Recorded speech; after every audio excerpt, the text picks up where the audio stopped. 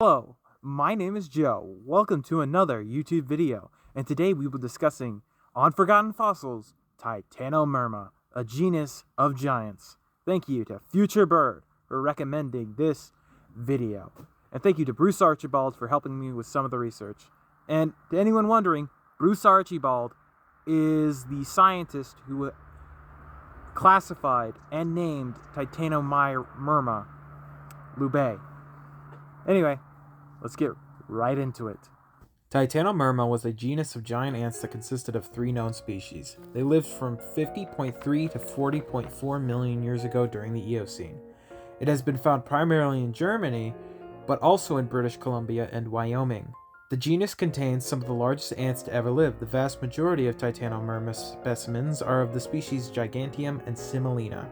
T. giganteum was the largest of the Titanomyrma species and the largest ant species to ever exist, that we know of.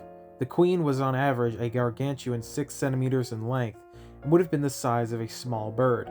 We could thank the Messel Formation in Germany, which formed 48.6 million years ago, for its excellent preservation of these animals.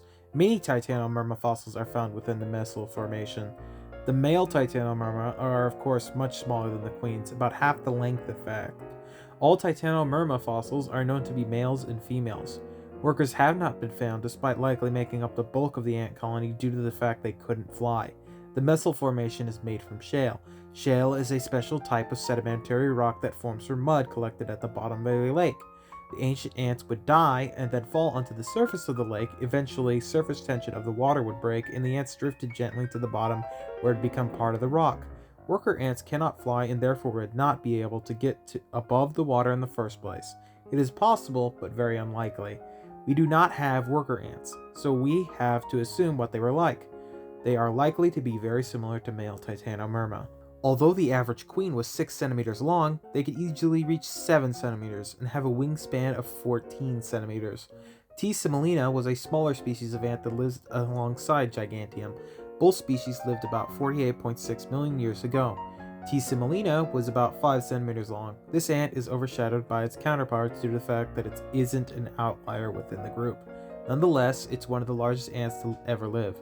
Titanomyrma lubae's discovery was enough to prompt a change in the genus name from Formicium to Titanomyrma. There is only one known specimen of T. lubae. It was found in the Green River Formation of Wyoming by Louis Lube, its namesake, and then donated to the Denver Museum of Nature and Science, where it was then spotted and classified by Canadian paleoentomologist Bruce Archibald. T. lubae is similarly sized to T. semolina.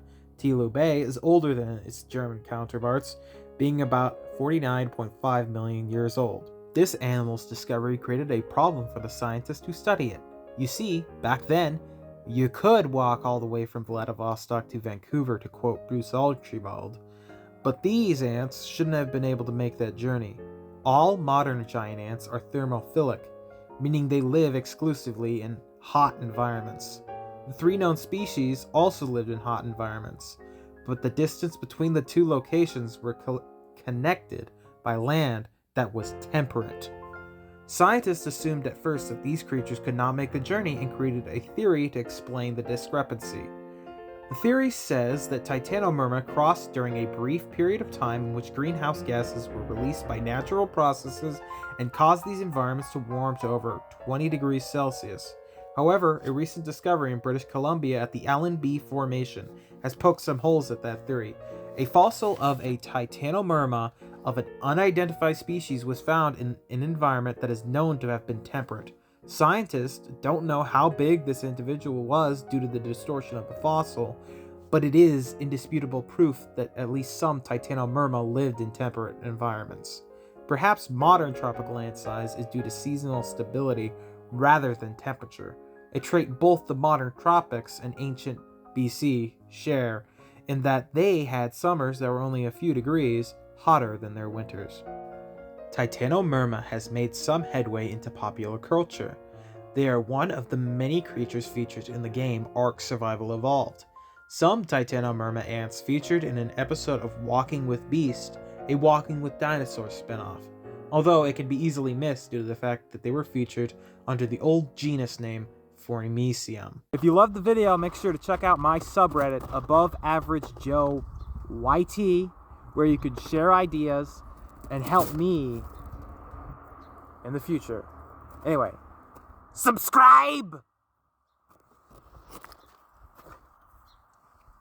She commands you to.